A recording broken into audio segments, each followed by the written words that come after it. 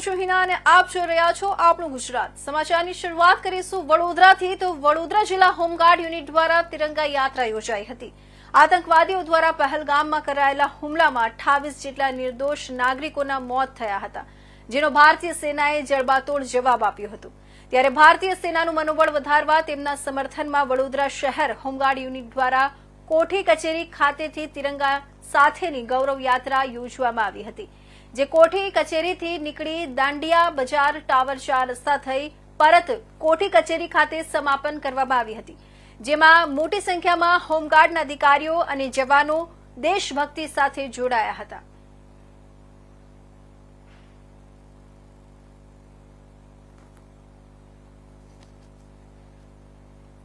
વાત કરીએ હવે જૂનાગઢની। જૂનાગઢમાં ગુજરાત પોલીસ ડીજી વિકાસ સહાયની ક્રાઇમ કોન્ફરન્સ યોજાઈ હતી। દર મહિને અલગ અલગ જિલ્લામાં ક્રાઇમ કોન્ફરન્સ યોજાય છે। ડીજી વિકાસ સહાયે કહ્યું કે એપ્રિલ મહિનામાં 3% ક્રાઇમમાં ઘટાડો થયો છે। માર્ચ કરતાં પણ એપ્રિલ મહિનામાં ક્રાઇમ રેશિયો ઘટ્યો છે। 100 કલાકમાં અસામાજિક તત્વો અને ગુનેગારોનું લિસ્ટ બનાવ્યું હતું, જેમાં કામગીરી થઈ રહી છે। અસામાજિક તત્વોના ગેરકાયદેસર દબાણ કરેલા જે હતા તેને તોડી પાડવામાં આવી રહ્યા છે અને 521 અસામાજિક તત્વોના ઘરોનું ડિમોલિશન કરાયું છે। 799 અસામાજિક તત્વોના વીજળીના ગેરકાયદેસર કનેક્શન કપાયા છે, તેમજ કડક કાર્યવાહી પણ કરવામાં આવી રહી છે। સાયબર ક્રાઇમ વધતો જાય છે। પોલીસ સતર્ક છે, પણ સાયબર જાગૃતિ જરૂરી છે। દરિયાઈ સીમામાં સુરક્ષા માટે ચુસ્ત બંદોબસ્ત અને પૂરતી સિક્યોરિટી તૈનાત છે।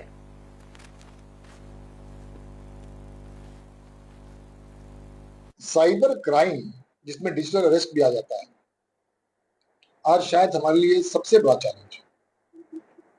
अगर गुजरात पुलिस की बात करें तो हम लोगों ने जो 3 मेजर चैलेंजेस जो हमने आइडेंटिफाई किया है, एक है security of women and child, दूसरा है fight against narcotics and drugs, and third cyber crime. ये तीनों जो हमारे विषय हैं इसको बहुत गंभीरता से लेते हैं। जहां तक आपने बात किया डिजिटल अरेस्ट का और साइबर क्राइम का, मैंने ये बात पहले भी आपको प्रेस कॉन्फ्रेंस में मैंने कहा है कि साइबर क्राइम के लिए पुलिस अपने ढंग से FIR लॉन्च करना, इन्वेस्टिगेट करना, अलग अलग सॉफ्टवेयर एप्लीकेशंस के माध्यम से लोगों को जो लोग पैसा घुमाते हैं उनके आरोपी को पकड़ने के लिए हम लोग जो मेहनत कर रहे हैं, उसमें अलग अलग तरह की एप्लीकेशंस, अलग अलग तरह के टेक्नोलॉजी का उपयोग, cyber cell, cyber police station, ये सब हम कर रहे हैं और उसका परिणाम भी हमको देखने को मिल रहा है। लेकिन हमें ये बात मानना पड़ेगा कि इन सब प्रयत्नों के बावजूद साइबर क्राइम दिन प्रतिदिन बढ़ता है और ये एक गंभीर विषय है। और इसलिए, और ये मैं बहुत जवाबदारी पूर्ण ढंग से कह रहा हूं, इस प्रेस कॉन्फ्रेंस के माध्यम से जो भी मुझे सुन रहे हैं, साइबर क्राइम की लड़ाई में शायद सबसे महत्वपूर्ण वेपन जो हमारे पास है वो है साइबर अवेयरनेस। कोई भी व्यक्ति किसी भी साइबर क्राइम का विक्टिम तब बनता है जब वो व्यक्ति कोई भूल करता है, कोई गलती करता है, और ये गलती वो इसलिए करता है क्योंकि साइबर अवेयरनेस जो है वो शायद जिस स्तर का होना चाहिए उस स्तर का नहीं है।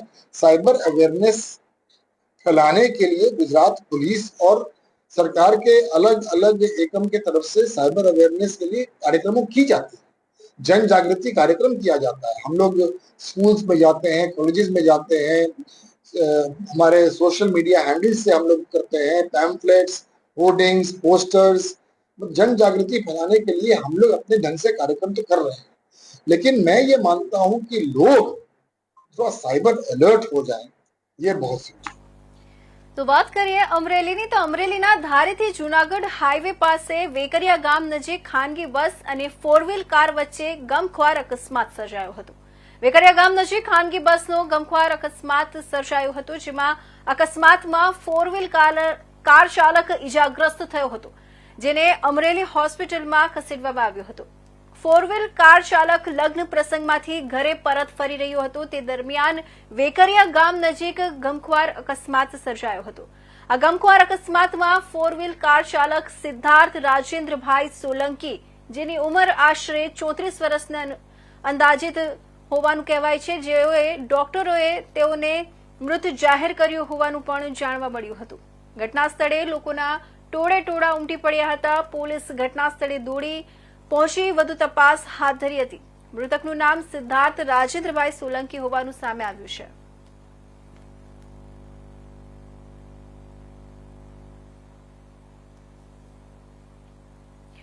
તો વડોદરા જિલ્લાના વાઘોડિયાના ગુગલિયાપુરા તેમજ બાલાજી નંદન સોસાયટી વાઘોડિયામાં નાની ભાગોળ કાળી તલાવડી વિસ્તારમાં સ્માર્ટ મીટર લગાવવાની કામગીરી શરૂ કરતા લોકોએ વિરોધ કર્યો હતો. MJVCL દ્વારા ડિજિટલ મીટર હટાવી સ્માર્ટ મીટર લગાવવાની કામગીરી લોકોએ રોકી હતી. MJVCL દ્વારા એજન્સીઓને મીટર બદલવાની કામગીરી સોંપી છે. સ્માર્ટ મીટરમાં લાઇટ બિલ વધુ આવવાની લોકોમાં ચિંતા સતાવી રહી છે. MJVCL દ્વારા ગ્રાહકોને કોઈપણ જાતની જાણ કર્યા વગર સ્માર્ટ મીટર બદલવામાં આવ્યા હોવાનું લોકોએ આરોપ લગાવ્યો હતો.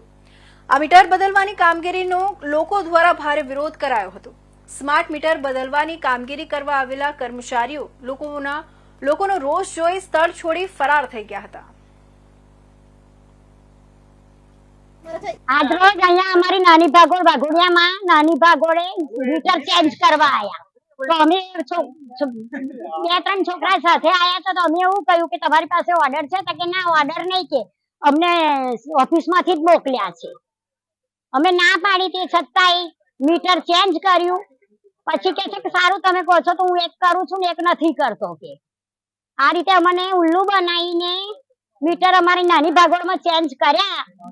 સ્માર્ટ મીટરના સખત અમારો વિરોધ છે કે અમારે મીટર જાણ બહાર ચેન્જ કર્યા, એ અમને જાણ કર્યા વગર કેમ ચેન્જ કરી ગયા? અને ચેન્જ કરનારા ભાગી પણ ગયા. સાહેબને બોલાયા તો સાહેબ પણ જતા રહ્યા. કેમ વિરોધ કેમ કરો છો સ્માર્ટ મીટરને પબ્લિકને સમજાવવી પડે કે સ્માર્ટ મીટરની કામગીરી કરવામાં આવેલ હતી અને તેમાં જે અડચણ ઊભી થઈ છે તે બાબતે હું આપ સૌને મીડિયાના માધ્યમથી જણાવવા માંગુ છું કે સ્માર્ટ મીટર પ્રોજેક્ટ ગવર્મેન્ટનો પ્રોજેક્ટ છે અને આમાં સ્માર્ટ મીટર એટલા માટે કહેવામાં આવેલું છે કે સ્માર્ટ મીટર 2-વે કમ્યુનિકેશન કરે છે. હાલના જે મીટર છે ડિજિટલ મીટર, એમાં તમે જોવા જશો તો જે બિલિંગ છે એનું પણ મેન્યુઅલી કરવામાં આવે છે. માણસને મોકલીને સ્થળ ઉપર બિલ કરવામાં આવે છે. સ્માર્ટ મીટરના ફાયદા એ છે કે સ્માર્ટ મીટરથી આપણે ગ્રાહકને પોતાના ઘરમાં કેટલો લોડ વાપરી શકે છે, કેટલો વપરાય છે, એની હિસ્ટ્રી ચેક કરવી હોય તો ચેક કરી શકે છે. અને એનો બિલિંગ થાય છે હાલના પોસ્ટપેડ પ્રમાણે, એટલે કે તમે જે બિલ વાપરો છો અને અત્યારે હાલની પરિસ્થિતિમાં જે પ્રમાણે બિલિંગ થાય છે તે જ પ્રમાણે બિલિંગ થાય છે એનું, કે એમાં એ પ્રમાણેનું નથી કે પહેલાં રિચાર્જ કરો અને પછી તમને વાપરવા મળશે. હાલની કન્ડિશન પ્રમાણે એને પોસ્ટપેડ તરીકે જ જે સાદા મીટર તમારા ડિજિટલ મીટર વપરાય છે એના પ્રમાણે જ કામગીરી કરે છે અને એ જ પ્રમાણે એની કામગીરી ચાલુ રહેશે. સ્માર્ટ એટલા માટે કહેવામાં આવેલ છે કે એનું જે સોફ્ટવેર છે એનું અમે મોનિટરિંગ કરી શકીએ.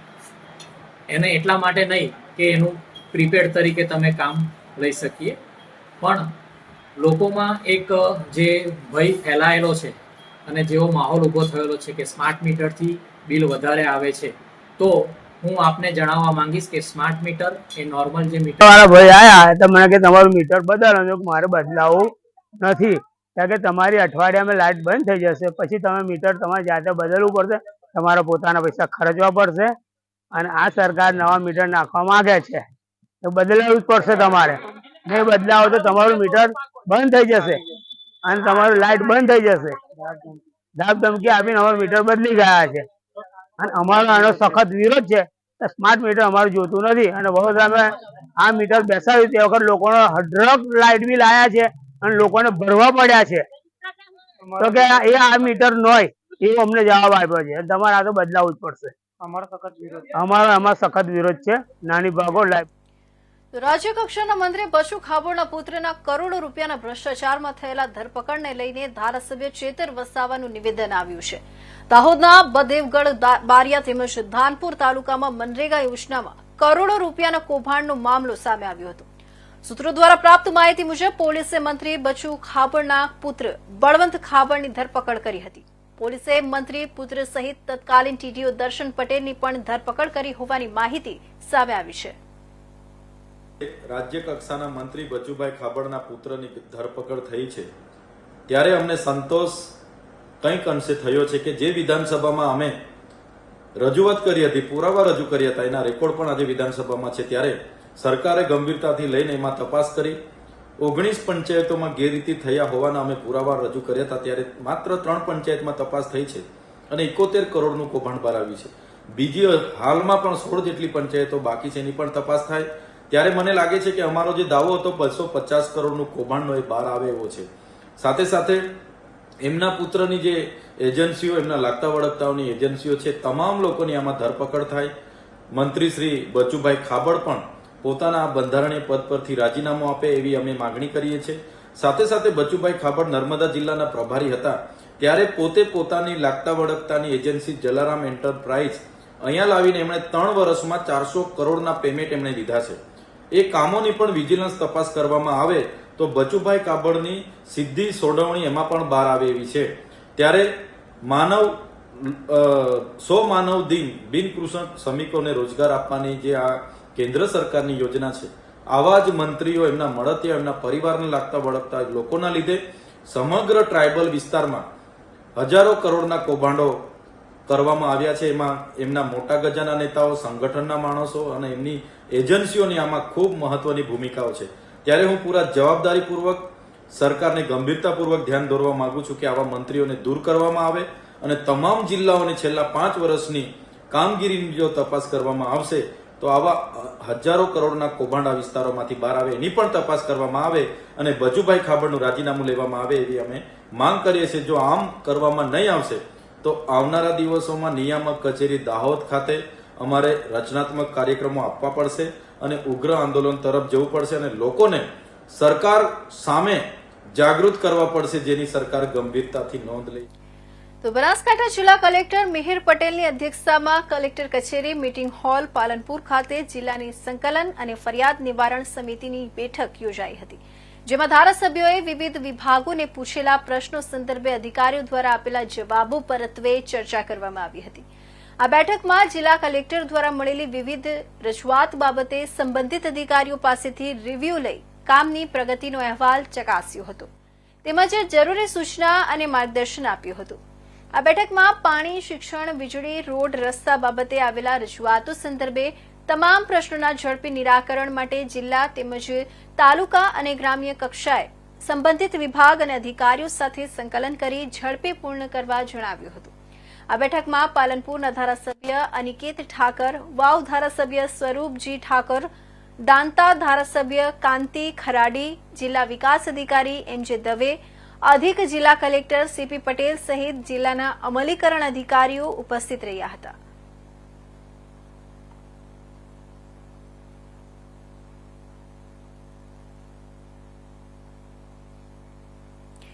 ગીર સોમનાથના તલાલા સાસણ રોડ પર વર્ષ 2023માં SOG પોલીસે ગાંજા સાથે પકડાયેલા 2 શખ્સોને કોર્ટે 5 વર્ષની સજા ફટકારી છે.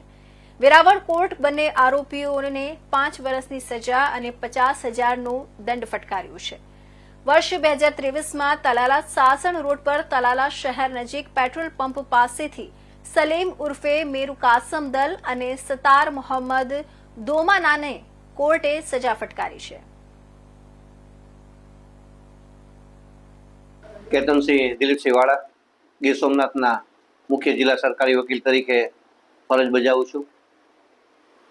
ગુજરાત સરકાર દ્વારા જે માદક દ્રવ્યો સંબંધે કડક કાયદાઓનો યોગ્ય રીતે ઉપયોગ કરી અને નવા કાયદાના અમલ કરાવી અને આ જે ગાંજા અને અન્ય ગેરકાયદેસર ધંધામાં સંડોવાયેલા લોકોને મહત્તમ નશ્યત એટલે કે સજા દેવડાવવાનું કામગીરી અમે ગઈ તારીખ ગઈ તારીખ 2023ના અરસામાં તાલાળા ખાતે પેટ્રોલ પંપ પાસેથી સલીમ મેરુ અને તેની સાથે દોમાન નામના 2 આરોપીઓને એસઓજી પીઆઈ અરવિંદસિંહ જાડેજાએ 1800 ગ્રામ ગાંજા સાથે પકડેલ અને સૂત્રાપાડ તાલાળા પોલીસે તેની સામે ચાર્જશીટ કરતા વેરાવળની કોર્ટમાં આ એનડીપીએસનો કેસ સ્પેશિયલ 4/2023 વેરાવળના સ્પેશિયલ કોર્ટમાં જિગ્નેશભાઈ પંડ્યા સાહેબની કોર્ટમાં ચાલેલ,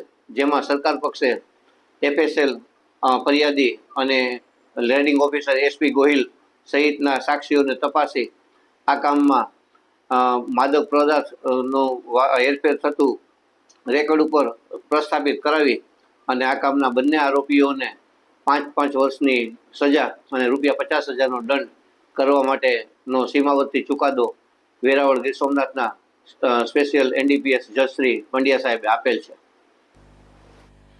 રાજકોટમાં મહાકાય વૃક્ષ ધારાશાહી થયું. રાજકોટ પોલીસ કમિશનર કચેરી સામે બનાવ બન્યો. જિલ્લા પંચાયત કચેરીના પટણાંગણમાં મહાકાય વૃક્ષ હતું. વૃક્ષ ધારાશાહી થતા નીચે પડેલા પોલીસ કર્મચારીના અને બીજા વાહનોનો કચ્છળઘાટ બોલાયો હતો. વૃક્ષ ધારાશાહી ઘટનામાં એક ટ્રાફિક વોર્ડનને પણ ઈજા પહોંચી હતી. મહાકાય વૃક્ષ ધારાશાયી થતા રસ્તા પર ટ્રાફિક જામ સર્જાયો હતો. રાજકોટ મહાનગરપાલિકાની ફાયર ટીમ દ્વારા તત્કાલ ઘટના સ્થળે દોડી જઈ રેસ્ક્યુ કામગીરી હાથ ધરાઈ હતી.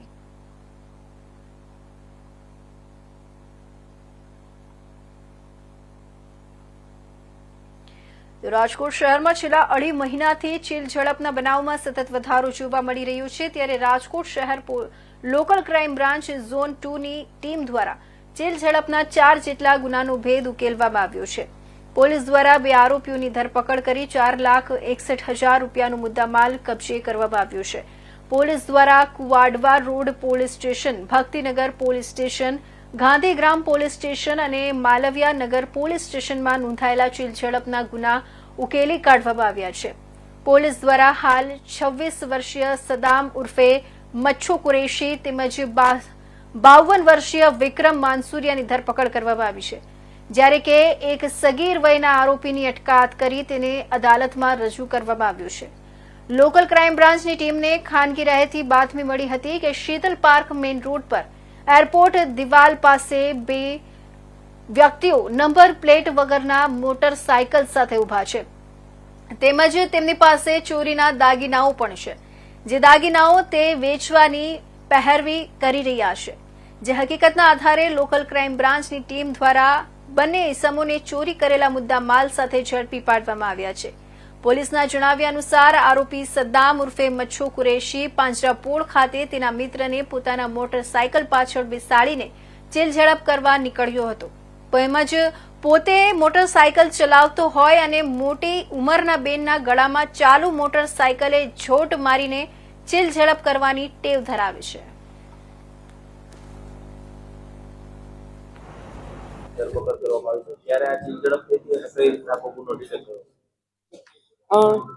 રાજકોટ શહેરના વિવિધ પોલીસ સ્ટેશન વિસ્તારમાં આ જે આરોપીઓ છે, સદામ ઉર્ફે મચ્છો યાસીન કુરેશી, વિક્રમ લાલાભાઈ માનસુરિયા અને એક કાયદાના સંઘર્ષમાં આવેલ બાળક, આ લોકોએ છેલ્લા 2.5 મહિનામાં 4 અલગ અલગ જગ્યાએ અલગ અલગ પોલીસ સ્ટેશન વિસ્તારમાં ચીલ ઝડપ કરેલ છે. ગાંધીગ્રામ પોલીસ સ્ટેશનમાં ગઈ તારીખ 12/5ના રોજ આ જ રીતે એક ચીલ ઝડપનો બનાવ બનેલો હતો અને એના જ 3 દિવસ બાદ માલવિયા પોલીસ સ્ટેશન વિસ્તારમાં ચીલ ઝડપનો બનાવ બનેલો હતો. એટલે અમારી એલસીબી ઝોન 2ની ટીમ કાર્યરત હતી. આ દરમિયાન સીસીટીવી પણ ઘણા ચેક કરવામાં આવ્યા. ટેકનિકલ સોર્સિસ છે, ખાનગી બાતમીદારો છે, આ બધાની મદદથી માહિતી મળેલી કે આ જે સદામ અને વિક્રમ છે એ કોઈ જગ્યાએ બેઠેલા છે. એટલે એને એ જગ્યાએ તપાસ કરી અને આ 2 વ્યક્તિઓને પકડી લેવામાં આવ્યા હતા. આ બંનેની પૂછપરછ દરમિયાન તે બંને કુલ 4 ગુના કબૂલ કરેલા છે, જેમાં માલવિયાનગર પોલીસ સ્ટેશનમાં ગઈ તારીખ 15/5ના રોજ એક ચીલ ઝડપ બનેલ છે. ગાંધીગ્રામ પોલીસ સ્ટેશનમાં દાખલ થયેલ છે ગઈ તારીખ 12/5ના રોજ એક ચીલ ઝડપનો બનાવ બનેલ છે. આ જ રીતે છેલ્લા 2.5 મહિનામાં બીજી 2 ચીલ ઝડપ, એક ભક્તિનગર પોલીસ સ્ટેશન વિસ્તાર અને કોડવા રોડ પોલીસ સ્ટેશન વિસ્તારમાં કરેલાનું આમણે કબૂલેલું છે. આ જે સદામ ઉર્ફે મચ્છો છે એનો ગુનાહિત ઇતિહાસ ચેક કરતા એના વિરુદ્ધમાં અગાઉ પણ 3 ગુનાઓ દાખલ થયેલા જણાયેલ છે અને વધુમાં આ બાકીના 4 ગુનાઓ એણે કરેલા છે, જેથી એને પકડી અને આ બંનેને અરેસ્ટ કરવામાં આવેલા છે અને કાયદાના સંઘર્ષમાં આવેલ બાળક વિરુદ્ધ પણ કાર્યવાહી કરવામાં આવેલી છે. કુલ છેલ્લા 2.5 મહિનામાં આ જે ટોળકી છે એમણે ટોટલ 4 ચીલ ઝડપ કરેલી છે અને એમની પાસેથી અત્યાર સુધીમાં 4 ગુનામાં જે ગયેલો મુદ્દામાલ છે એ રિકવર કરવામાં આવેલો છે, જેમાં કુલ 4,61,000 નો મુદ્દામાલ મળેલો છે અને આ 4,61,000 માં 2 સોનાના ચેઇન, 1 સોનાની માળા અને 1 સોનાનો ઢાળિયો અને સાથે એનું વ્હીકલ આ રીતે કરી અને મુદ્દામાલ કબજે કરવામાં આવેલો છે, જેમાં કુલ 4,61,000 નો મુદ્દામાલ કબજે કરેલો છે.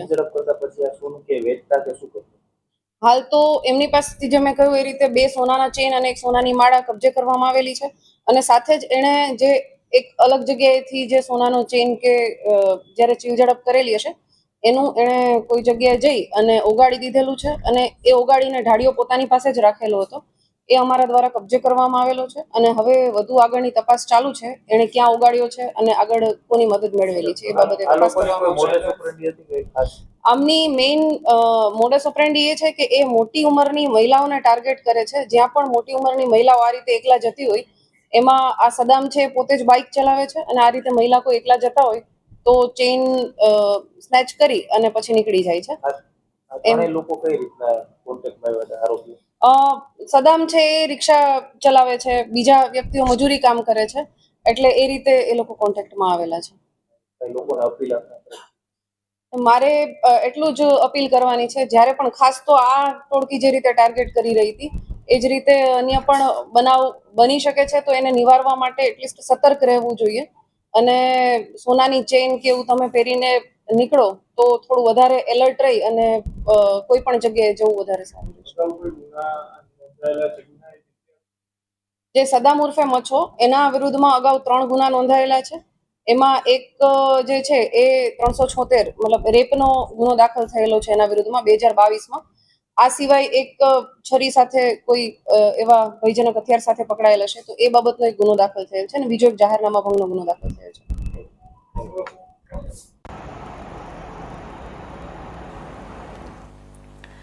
તો સુરેન્દ્રનગરના દુધરેજ નર્મદાની કેનાલ પર આવેલા બ્રિજ પર 10 ફૂટનું ગાબડું પડ્યું. સુરેન્દ્રનગર કચ્છ હાઈવેને જોડતો એકમાત્ર બ્રિજ પર 10 ફૂટનું ગાબડું પડ્યું. નીચેથી પાણી ભરેલી નર્મદાની કેનાલ પસાર થાય છે.